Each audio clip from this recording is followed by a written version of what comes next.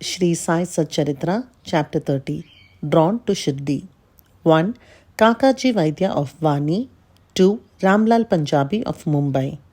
In this chapter, the story of two more devotees who were drawn to Shirdi is narrated.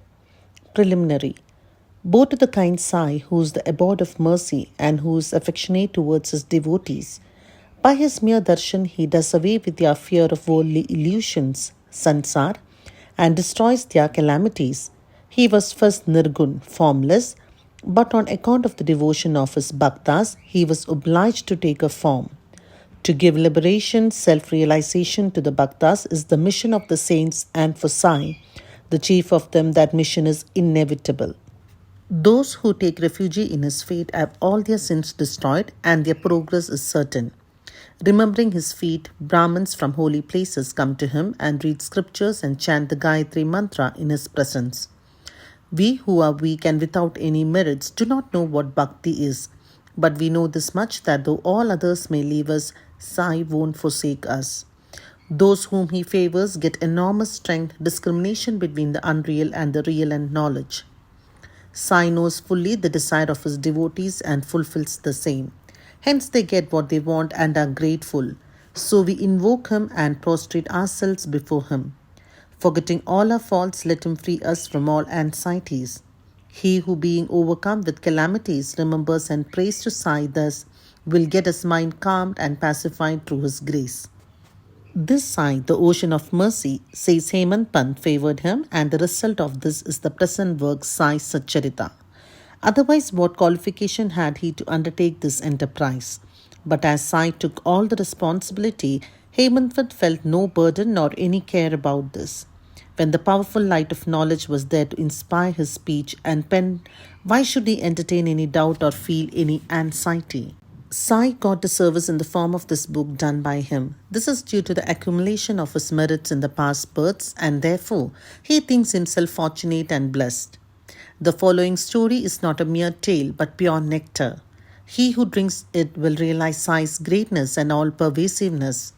Those who want to argue and criticize should not go in for this. What is wanted here is not discussion but unlimited love and devotion.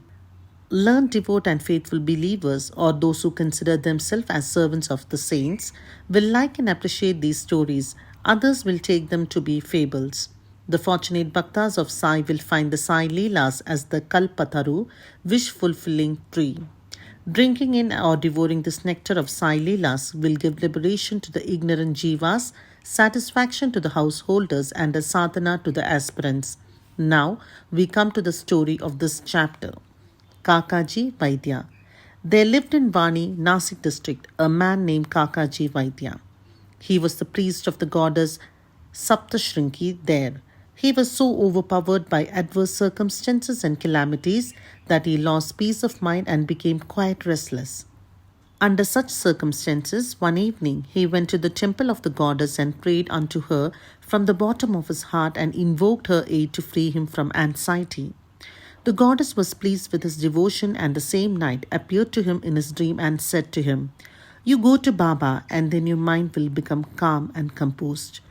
Kakaji was anxious to know from her who this Baba was, but before he could get any explanation, he was awakened. Then he began to think as to who might be this Baba to whom the goddess had asked him to go.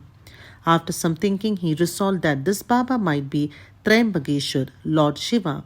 So he went to the holy place Triambak, Nasik district, and stayed there for 10 days.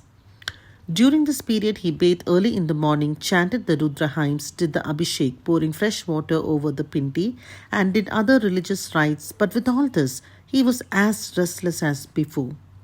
Then he returned to his place and again invoked the goddess most pitifully. That night she again appeared in his dream and said, "Why did you go to Triambakeshwar in vain? I mean by Baba Shri Sai Samarth of Shirdi." The question before Kakaji now was how and when to go to Shirdi and how to see Baba. If anybody is in real earnest to see a saint, not only the saint but God also fulfills his wish. In fact, the Sant, saint, and the Anantha, God, are one and the same. There is not the least difference between them. If anybody thinks that he will go on his own wish and see a saint, that will be a mere boast. Unless the saint wills it, No one is able to go and see him. Even the leaf of the tree won't move without his bidding. The more anxious a bhakta is for the visit to the saint, the more devout and faithful he is, the more speedily and effectively is his wish satisfied to his heart's content. He who invites anybody for a visit also arranges everything for this reception, and so it happened with Kakaji. Shama's vows. When Kakaji was thinking about his intended visit to Shirdi, a guest came to him at his place to take him to Shirdi. He was no other than Shama, a very close and intimate devotee of Baba. How he came to Vani at this juncture we shall just see. Shama was severely ill when he was very young, and his mother had taken a vow to her family goddess Saptashrinki at Vani that if a son got well she would bring and dedicate him at her feet.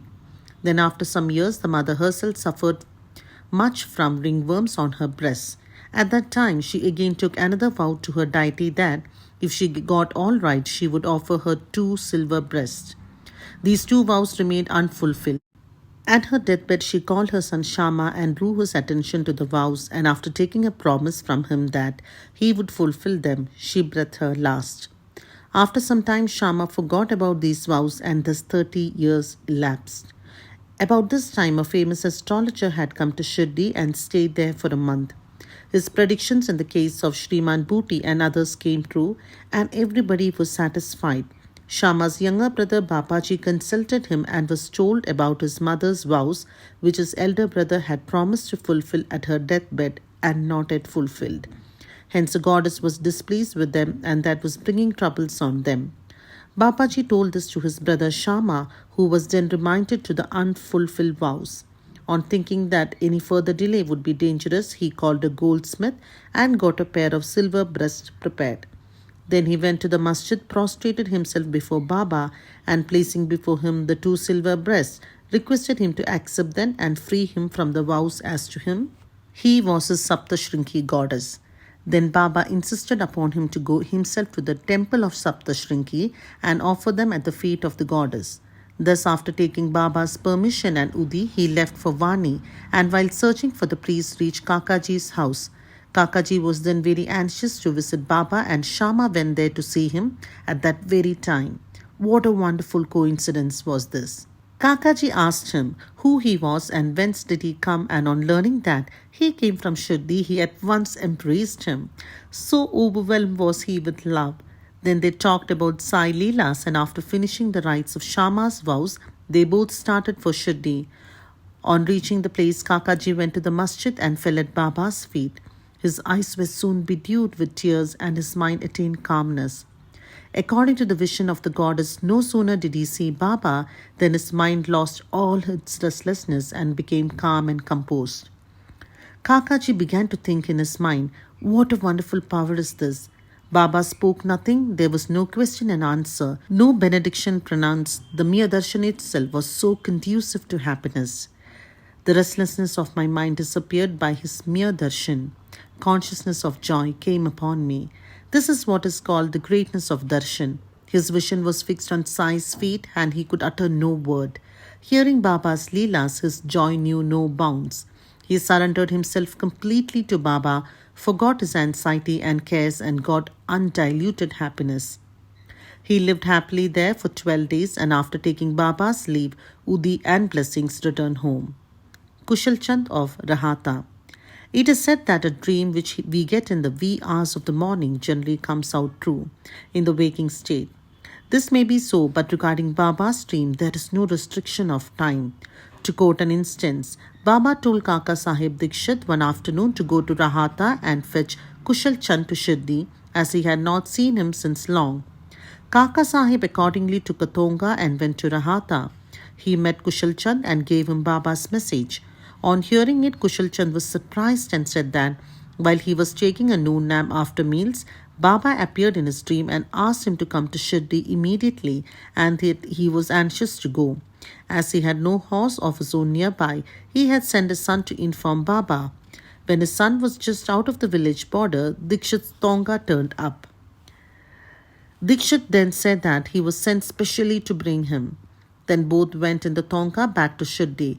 Kushal Chand saw Baba and all were pleased. Seeing this Leela of Baba, Kushal Chand was much moved. Ramlal Punjabi of Mumbai. Once a Punjabi Brahmin of Mumbai named Ramlal got a dream in which Baba appeared and asked him to come to Shirdi. Baba appeared to him as a Mahant, saint, but he did not know his whereabouts. He thought that he should go and see him, but as he did not have his address, he did not know what to do. But he who calls anybody to him also makes the necessary arrangements for the same. The same happened in this case. The same afternoon, when he was strolling in the street, he saw a picture of Baba in a shop. The features of the Mahant he saw earlier in the dream tallied exactly with those of the picture. Then, on making enquiries, he came to know that the picture was of Sai Baba of Shirdi. He went soon after this to Shirdi and stayed there till his death. In this way, Baba brought his devotees to Shirdi for darshan and satisfied their wants, material as well as spiritual. Bo to Shri Sai. Peace be to all.